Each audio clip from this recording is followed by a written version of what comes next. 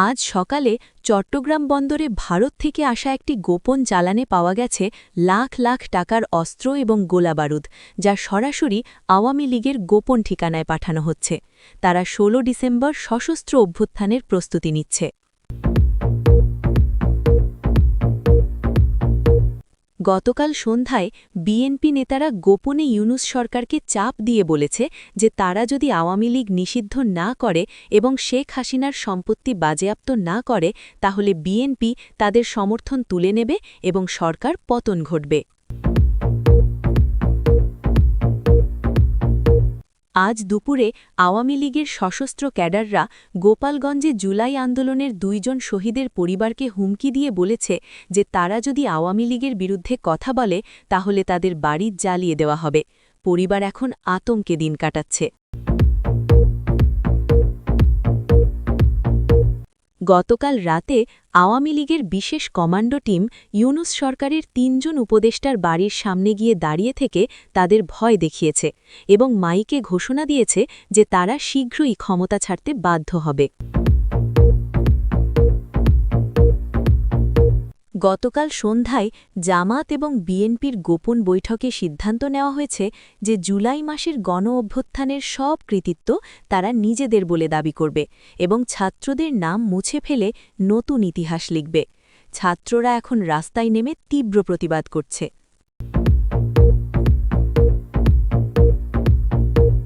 গতকাল সন্ধ্যায় আওয়ামী লীগ এবং ভারতীয় রয়ের যৌথ বৈঠকে চূড়ান্ত সিদ্ধান্ত নেওয়া হয়েছে যে ১৬ ডিসেম্বর বিজয় দিবসে সশস্ত্র অভ্যুত্থান ঘটিয়ে ইউনূস সরকারকে উৎখাত করা হবে এবং প্রাক্তন সরকার প্রধান ক্ষমতায় ফিরবে। আজ ভোরে আওয়ামী লীগের গোপন হিট স্কোয়াড ইউনূস সরকারের ৩ জন উপদেষ্টাকে মারাত্মকভাবে হুমকি দিয়েছে এবং তাদের জানিয়ে দিয়েছে যে তারা যদি পদত্যাগ না করে তাহলে তাদের পরিবারকে আক্রমণ করা হবে। উপদেষ্টারা এখন ভয়ে আত্মগোপনে আছে। গতকাল গভীর রাতে নাহিদ ইসলাম এবং রিফাত রশিদের মধ্যে প্রকাশ্য মারামারি হয়েছে ইউনূস সরকারের মন্ত্রিত্ব নিয়ে। ২ জন ছাত্রনেতা এখন একে অপরের শত্রু হয়ে গেছে এবং তাদের সমর্থকরা রাস্তায় নেমে সংঘর্ষ করছে ক্ষমতার লড়াইয়ে। গতকাল রাতে জামাত নেতারা গোপন বৈঠকে স্বীকার করেছে যে তারা জুলাই মাসে ছাত্রদের ব্যবহার করে নিজেদের ফায়দা নিয়েছে এবং এখন ছাত্রদের ফেলে দিয়ে ক্ষমতা দখল করতে চায়। এই খবর ফাঁস হওয়ার পর ছাত্ররা জামাতের অফিসে হামলা করেছে। আজ ভোরে আওয়ামী লীগের গোয়েন্দা ইউনিট ইউনূস সরকারের অর্থনৈতিক উপদেষ্টার গোপন মিটিং রেকর্ড করেছে, যেখানে তিনি স্বীকার করেছেন যে সরকার দেশকে সঠিকভাবে চালাতে পারছে না এবং শীঘ্রই অর্থনীতি ধসে পড়বে। গতকাল রাতে ভারতীয় গোয়েন্দা সংস্থা বাংলাদেশ সেনাবাহিনীর কয়েকজন ঊর্ধ্বতন কর্মকর্তাকে বিশাল অঙ্কের ঘুষ দিয়ে কিনে নিয়েছে এবং তারা এখন আওয়ামী লীগের হয়ে কাজ করছে। সেনাবাহিনীর ভেতরে বিশ্বাসঘাতকতা শুরু হয়ে গেছে। আজ সকালে জামাত এবং বিএনপির যৌথ বাহিনী জুলাই আন্দোলনের ইতিহাস বিকৃত করে নতুন বই ছাপানোর জন্য প্রকাশকদের চাপ দিচ্ছে, যেখানে ছাত্রদের বদলে তাদের নাম থাকবে। ছাত্ররা এখন প্রকাশকদের সামনে বিক্ষোভ করছে। গতকাল রাতে নাহিদ ইসলাম এবং রিফাত রশিদের সমর্থকরা ঢাকা বিশ্ববিদ্যালয়ের রক্তক্ষয়ী সংঘর্ষে জড়িয়েছে, যেখানে ১০ জন গুরুতর আহত হয়েছে। ২ জন ছাত্রনেতার ক্ষমতার লোভ এখন ছাত্রদের জীবন কেড়ে নিচ্ছে। আজ ভোরে নাহিদ ইসলামের সমর্থকরা রিফাত রশিদের বাড়িতে হামলা চালিয়ে তার পরিবারকে মারধর করেছে এবং তাদের সম্পত্তি ভাঙচুর করেছে। ২ জন ছাত্রনেতার ব্যক্তিগত শত্রুতা এখন সাধারণ মানুষের জীবনে হুমকি হয়ে দাঁড়িয়েছে। আজ দুপুরে ভারতীয় সীমান্তে বাংলাদেশ থেকে পালানোর চেষ্টা করছিল ইউনূস সরকারের একজন গোপন আর্থিক উপদেষ্টা, যার কাছে পাওয়া গেছে কোটি কোটি টাকার দলিল, যা প্রমাণ করে সরকারের ভেতরে ব্যাপক দুর্নীতি হচ্ছে। দর্শক, শুনছিলেন সংবাদ শিরোনাম। এখন বিস্তারিত। ছাত্রনেতাদের ক্ষমতার লড়াই রক্তক্ষয়ী হয়ে উঠেছে। গতকাল গভীর রাতে বাংলাদেশের রাজনীতিতে একটি চরম আশঙ্কাজনক ঘটনা ঘটেছে, যা প্রমাণ করে যে জুলাই মাসের গণ অভ্যুত্থানে যারা নেতৃত্ব দিয়েছিল সেই ছাত্রনেতারা এখন নিজেদের মধ্যে ক্ষমতার লড়াইয়ে লিপ্ত হয়ে পড়েছে এবং তাদের ব্যক্তিগত উচ্চাভিলাষ সাধারণ ছাত্রদের জীবনে হুমকি হয়ে দাঁড়িয়েছে। গতকাল রাত প্রায় ১১টার দিকে অন্তর্বর্তী সরকারের দুইজন প্রধান উপদেষ্টা নাহিদ ইসলাম এবং রিফাত রশিদের মধ্যে সচিবালয়ের একটি গোপন বৈঠকে তীব্র বাগবিতণ্ডা শুরু হয়, যা পরে শারীরিক সংঘর্ষে পরিণত হয়। প্রত্যক্ষদর্শীরা জানাচ্ছে যে বৈঠকটি শুরু হয়েছিল মন্ত্রিত্বের দায়িত্ব বণ্টন নিয়ে আলোচনা করতে, কিন্তু কয়েক মিনিটের মধ্যেই দুইজনের মধ্যে তীব্র মতবিরোধ দেখা দেয় এবং তারা একে অপরকে ক্ষমতালোভী বলে অভিযুক্ত করতে শুরু করে। নাহিদ ইসলাম রিফাত রশিদকে অভিযুক্ত করেন যে তিনি জুলাই আন্দোলনে তেমন কোনো ভূমিকা না রেখেই এখন বড় বড় মন্ত্রণালয়ের দাবি করছেন এবং তিনি শুধুমাত্র নিজের কেরিয়ার নিয়ে চিন্তা করছেন। রিফাত রশিদ পাল্টা অভিযোগ করেন যে নাহিদ ইসলাম সমস্ত কৃতিত্ব একা নিতে চাচ্ছেন এবং অন্য ছাত্রনেতাদের সাইডলাইনে ঠেলে দিতে চাচ্ছেন। এই বাগবিতণ্ডা এতটাই উত্তপ্ত হয়ে ওঠে যে এক পর্যায়ে দুইজন একে অপরের কলার ধরে ফেলেন এবং তাদের সমর্থকরা তাদের আলাদা করতে বাধ্য হয়। কিন্তু বৈঠক শেষে যখন দুইজন সচিবালয় থেকে বের হন, তখন তাদের মুখের ভাব দেখেই বোঝা যাচ্ছিল যে তাদের মধ্যে সম্পর্ক সম্পূর্ণ ভেঙে গেছে। গতকাল রাত থেকেই দুইজনের সমর্থকরা ঢাকা বিশ্ববিদ্যালয় এবং অন্যান্য ক্যাম্পাসে একে অপরের বিরুদ্ধে উস্কানোমূলক বক্তব্য দিতে শুরু করে এবং আজ ভোরে ঢাকা বিশ্ববিদ্যালয়ের টিএসসি এলাকায় দুই গ্রুপের মধ্যে রক্তক্ষয়ী সংঘর্ষ শুরু হয়। এই সংঘর্ষে প্রায় ১০ জন ছাত্র গুরুতরভাবে আহত হয়েছে এবং তাদের মধ্যে ৩ জনের অবস্থা আশঙ্কাজনক। নাহিদ ইসলামের সমর্থকরা অভিযোগ করছে যে রিফাত রশিদ গোপনে বিএনপি এবং জামাতের সাথে যোগাযোগ করছেন এবং তিনি আন্দোলনকে বিক্রি করে দিতে চাচ্ছেন। অন্যদিকে রিফাত রশিদের সমর্থকরা বলছে যে নাহিদ ইসলাম একনায়ক হয়ে উঠছেন এবং তিনি গণতান্ত্রিক নীতি মানছেন না।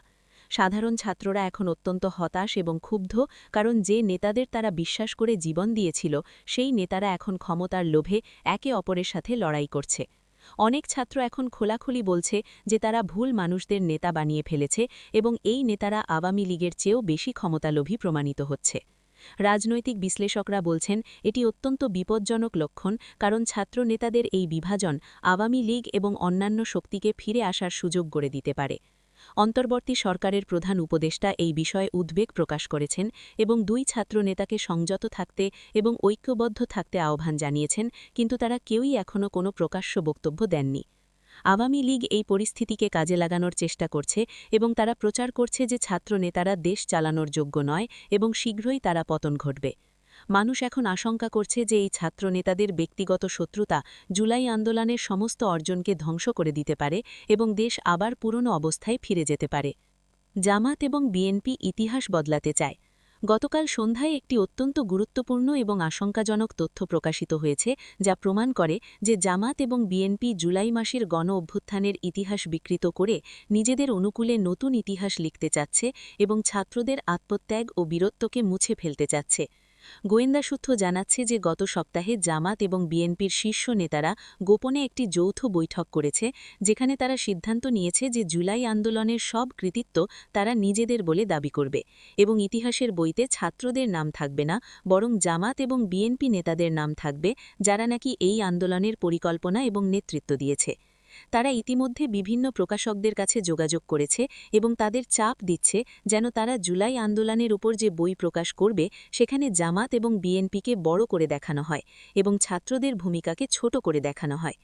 একজন প্রকাশক নাম প্রকাশ না করার শর্তে জানিয়েছেন যে জামাত এবং বিএনপির কিছু নেতা তার অফিসে এসে তাকে হুমকি দিয়ে গেছে যে যদি সে এমন কোনো বই প্রকাশ করে যেখানে জামাত এবং বিএনপিকে খারাপভাবে দেখানো হয়, তাহলে তার প্রকাশনা বন্ধ করে দেওয়া হবে।